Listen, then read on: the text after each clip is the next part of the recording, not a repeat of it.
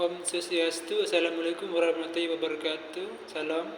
Perkenalkan, nama saya Gabriel Pito Widalabi, mahasiswa PPG Prajabatan, Universitas Pendidikan Ganesha Rumpun Penjaskes. Pada video kali ini saya akan mempresentasikan tentang profil peserta didik pada kelas 12 IPA 1 di SMA Negeri 4 Singaraja. Observasi ini saya lakukan pada tanggal 8 sampai 11 November tahun 2022 pada kelas 12 IPA 1 di SMA Negeri 4 Singaraja. Adapun aspek yang diobservasi yaitu etik dan kultural, status sosial, kemampuan awal, minat belajar, perkembangan kognitif, gaya belajar, motivasi, perkembangan emosi, perkembangan sosial, moral dan spiritual, serta motorik peserta didik. Yang pertama, etnik dan kultural. Peserta didik kelas 12 IPA 1 di SMA Negeri 4 Singaraja kebagian besar berasal dari suku Bali. Berdasarkan observasi peserta didik di SMA Negeri 4 Singaraja, lebih dari 80% berasal dari suku Bali. Oleh karena itu, penerapan pembelajaran di sekolah atau kelas harus menyesuaikan. Contohnya adalah penerapan berlima dalam mendampingi pembelajaran. Contoh lain adalah sekolah diwajibkan pada hari Kamis menggunakan pakaian adat Bali. Yang berikut, status sosial. Peserta didik kelas 12 IPA 1 SMA Negeri 4 Singaraja berasal dari berbagai kalangan, mulai dari kalangan menuju kelas menengah, kalangan kelas menengah, dan kalangan kelas atas. Berbagai profesi orang tua peserta didik adalah PNS, wira swasta, dan IRT. Penghasilan dan profesi orang tua peserta didik sangat berpengaruh terhadap kebutuhan peserta didik di sekolah, misalnya kendaraan, gadget, uang saku, dan lain-lain. Yang berikut, kemampuan awal. Berdasarkan hasil observasi yang telah dilakukan pada peserta didik kelas 12 IPA 1 di SMA Negeri 4, mereka kurang mempersiapkan diri sebelum pembelajaran. Tindakan nyata yang dilakukan adalah selalu memberikan pretest atau kuis sebelum memulai pembelajaran, agar siswa memiliki motivasi untuk belajar di rumah sebelum pembelajaran di kelas berlangsung. Yang kedua, memberikan tugas mandiri terhadap materi yang akan dipelajari selanjutnya, misalnya tes, praktik, peringkas video YouTube, dan lain-lain. Yang berikut, minat belajar. Berdasarkan hasil observasi yang saya lakukan, peserta didik di kelas 12 IPA 1 SMA Negeri 4 Singaraja memiliki minat belajar yang cukup baik terhadap pembelajaran senam lantai.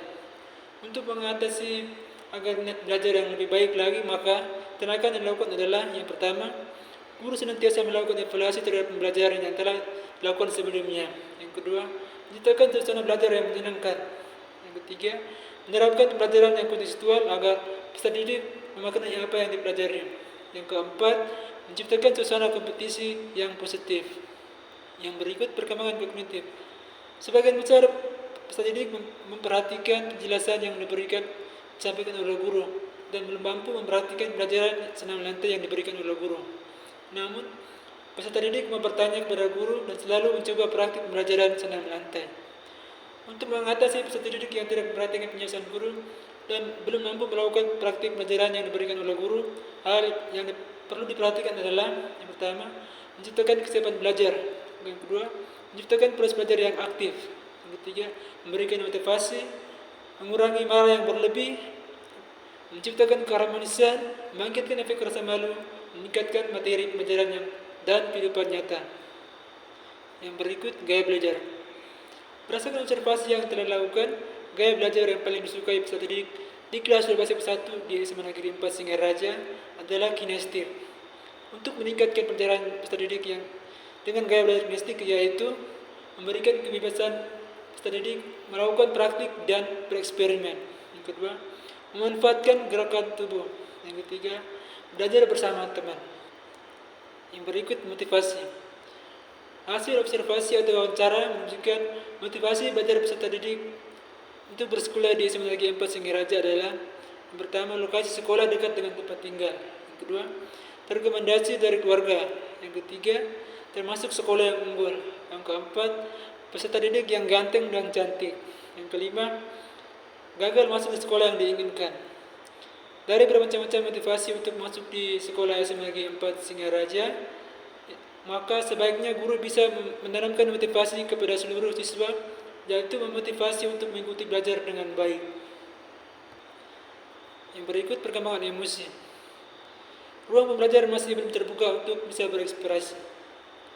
Tindakan yang bisa dilakukan yaitu melakukan observasi awal untuk mengetahui bagaimana perasaan peserta didik pada saat itu, agar mereka dapat mengenal emosi mereka. Yang kedua, guru melatih peserta didik untuk percaya diri dan tidak rasa takut atau grogi dengan membiasakan peserta didik berani berpendapat. Yang berikut, perkembangan sosial.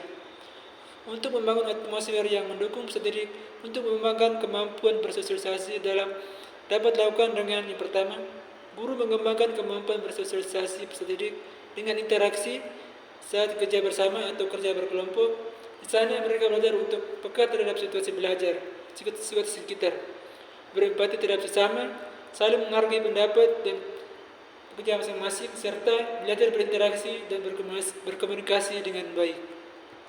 Yang berikut, perkembangan sosial dan spiritual. Untuk mengetahui dan membangun nilai moral dan spiritual peserta didik yaitu pertama, membiasakan budaya 3S, senyum, sapa, dan salam. Yang kedua, melakukan kegiatan berdua sebelum dan sesudah pembelajaran. Yang ketiga, melakukan kegiatan sembahyang trisadia dengan rutin bagi yang bukan agama Hindu menyesuaikan.